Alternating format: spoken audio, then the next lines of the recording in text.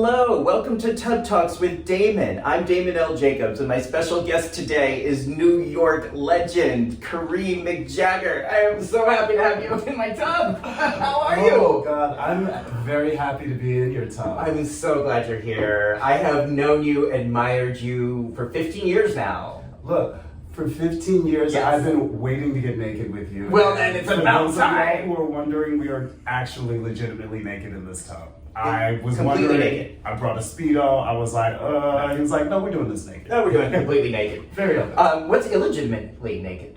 Well, if we had like a modesty sock or a Speedo, because it's out of frame, You mean like in the movies when actors do nudity but they actually wear a prosthetic penis? Exactly. We're not doing that here. Yeah. These are all no prosthetics here. So I'm so happy to see you and talk with you. You know, the first thing I have wondered in knowing you is, well, what do you like most about your body? I would have to say the fact that it functions well and healthily. Yeah. I mean, working out is great, getting like nice arms or abs is, a great bonus. But like, if you have some kind of chronic condition or something like that, you can't even get to that point, Yeah. So like the fact that I'm able to work and the fact that I'm able to create and that chronic pain or some kind of disease or something like that isn't a factor in that, and I can just literally focus on doing and being instead of that being a painful experience as my default is definitely my favorite thing about my I body. love that. Yeah. I mean, there's so much to be grateful for, and I think I think a lot of times we focus on things we don't like about our bodies, and especially as we're getting older, and except you're not getting older, so I want to talk to you about that. But, I tend to hear that gay men are just so focused on looking in the mirror and focusing on the things they don't like, the wrinkles, the curves, the gray hairs. I approach it as well from gratitude. I am glad I'm here. I just turned 50. I'm glad I You're still 50? have a body. I just turned 50. Yeah, okay. A few months ago. Work. So, I'm just grateful to have a body that is working, that is survived, that is resilient, and taken quite a bit of abuse over the years in different ways that are fun and ways that are not so fun. But it's, we're here. Yeah. But I have seen you. I met you in a gym 15 years ago. You look exactly the same today, and literally as you did 15 years ago. Is there any secret or insight or any tips that you want to share with me and with men around the world about how to look exactly the same way as you do, healthy and vibrant? Well, let's be real. It's 90% genetics. I'm very convinced that some slave masters somewhere like legitimately bred us like horses to get maximum labor output from us, and now I have abs without working out for months at a time, and yeah, cool. But I also am lactose intolerant. Fried foods upset my stomach, so I have to really plan out when I eat them. There's no late night pizza for me or anything like that. Most desserts are off the table. But I also like the way I feel when I eat cleaner anyway. And so that tends to be a big motivation for me. And then, every so often I'll get stoned and treat myself. So. What foods do you typically enjoy? What would be a enjoyable dinner for you? Love seafood. Absolutely love seafood. Fucking oysters, fish, scallops, like all of it. Give it to me. Yes. I love, while I eat meat, I am consciously scaling back my consumption of meat. And when I do eat meat, I try to have it from, a healthy, sustainable source when I can, and to make it a bit more of a full service interview. I'm loving it. Have it be more of a treat than a staple, and then drinking water, drinking better alcohol instead of a whole lot of cheap alcohol. I'm very much more getting into the cocktails of it all. I mean, she does enjoy a tequila shot. Let's not be hasty. Yep. But just sort of thinking about what it is that I want from my body and what I can put into my body to get out of it what I want. Interesting. And sometimes that's just feeling good from some sugar, and I'll give myself some sugar every so often, you know? Yeah. But in a sort of intentional, conscious way. Wow. Okay. Now, the other thing that I've known about you this entire time is that you bring a presence, you bring an energy to New York entertainment, to nightlife. I'm being, rational about this. You really do. You host parties, when you show up at a party, you're so kind to everybody, that I can tell anyway. So tell me more about your approach to nightlife and what that means to you. I come from a branch of my family that is the ones that put together like the Christmas and the Thanksgiving and the big family reunion every other year that we travel for and stuff like that. There's certain branches of the family that usually are in charge of the event planning for that. And so I grew up just seeing my mother and my sister and my grandmother like being the ones that are spearheading the things and making sure everybody has everything all set and stuff like that. Also, growing up, I was in between like my black neighborhood and my black church and my mostly white private school, where I didn't quite fit in either environment.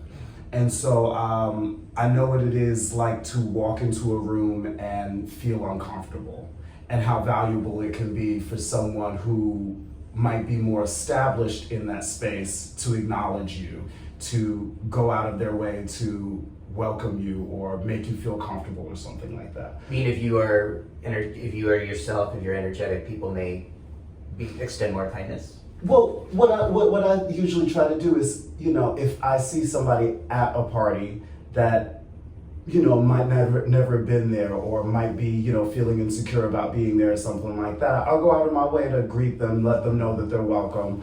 And then just also, it's fun to be around energetic, fun people. So even if I'm not exactly feeling it myself, like I'll fake it a little bit until I actually get there, because eventually I do, because when I give that energy to people, they give it back to me. And so that eventually makes me feel better, even if I'm actually having a crappy day when I walk in. Yes. And so like it makes me feel good to be able to be that break in somebody's week, whether it's, at a drag show or hosting a party, or if I'm bartending or something like that, being like, you know what, you have permission to have fun here. And that's what we're doing. So just establishing that baseline that you have permission to have fun here. Wow. So you're saying that when you offer that to people, you start to feel it back.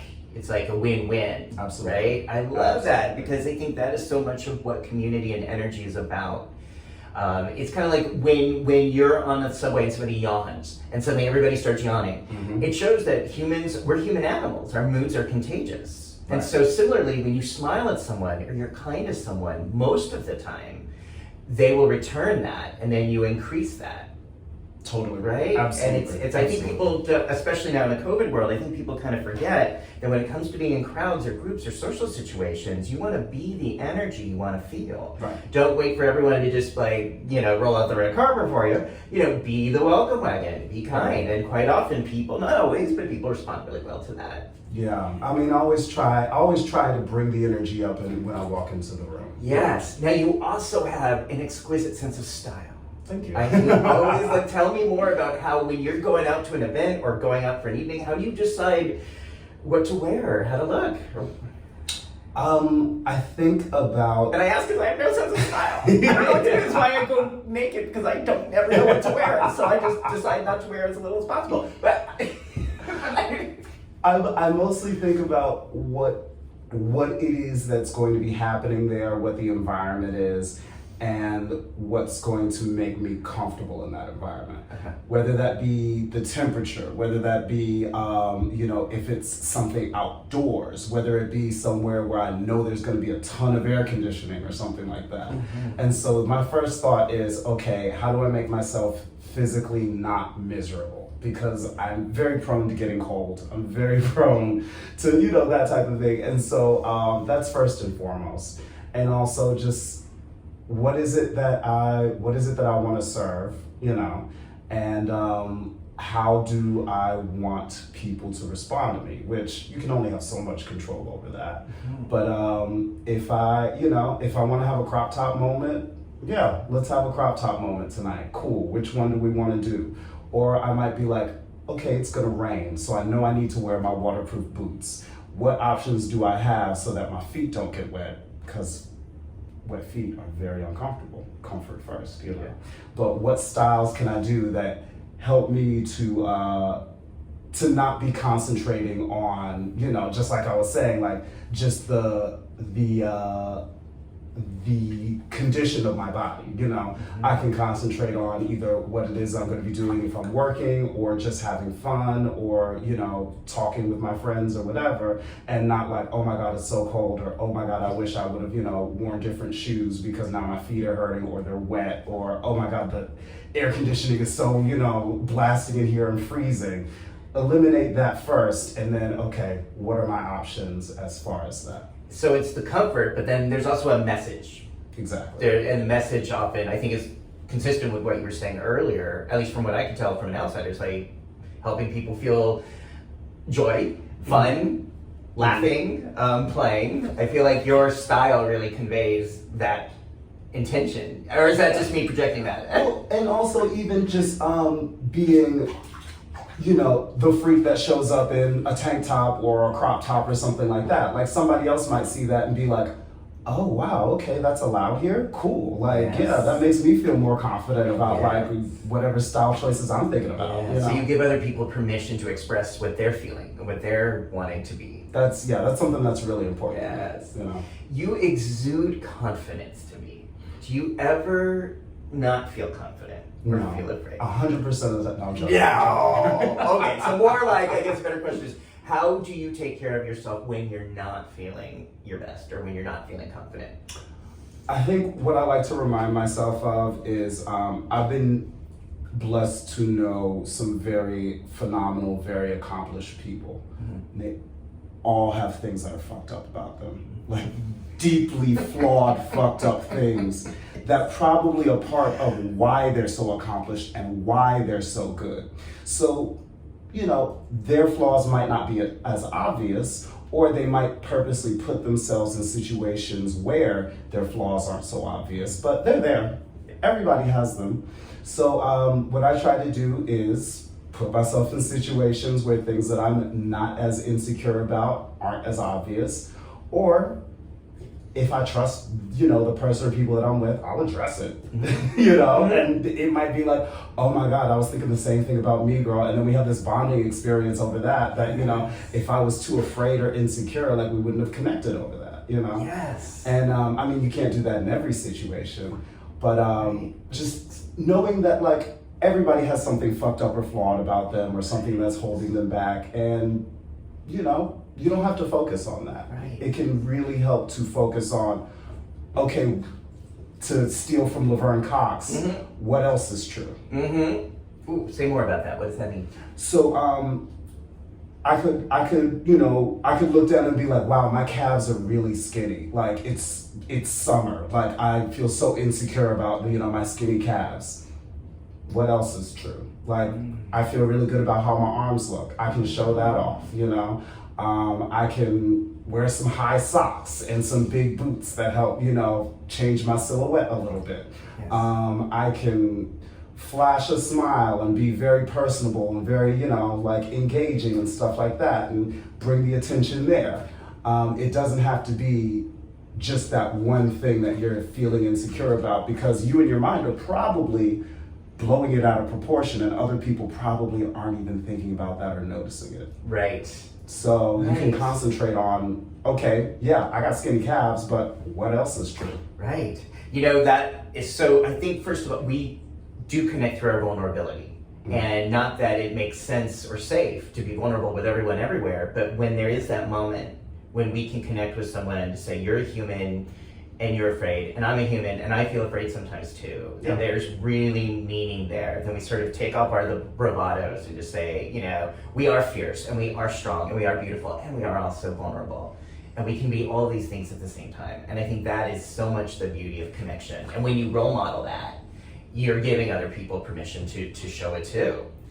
But one thing I've learned I learned a lot, but in the last, in the years that I was doing interviews, like with celebrities and with people in the soap opera world and at the GLAAD Awards, and all these GLAAD recipients, is that they are, as you said, many of them are really, I don't want to say fucked up, but many of them are human beings just like the rest of us who are really afraid or really often reacting to fear and sometimes overcompensating in a way that the culture rewards with a success, or fame. Yeah. But they're it doesn't really good mean at something because of their personality, which comes with really good and really bad. Right. We only have a certain number of brain cells. But it doesn't take away their insecurities, their inner demons, their previous traumas. It doesn't take away any of that stuff. And so I think when we just bring this to light and when we have these conversations and when we as friends say, hey, let's talk about who we are, let's be naked in a bathtub or, hang out in a club, but let's just be real. Let's just have real conversations to support and sustain our growth and evolution. I think then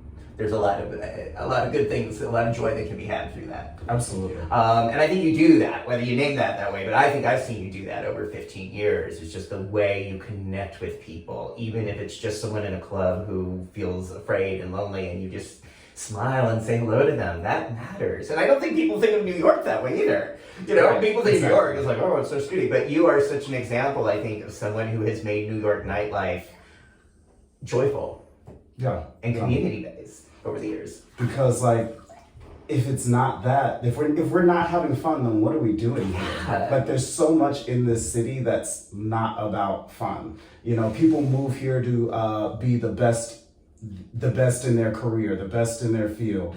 It's a super intense, super concentrated environment of talent and ambition and drive that can actually be really toxic at times.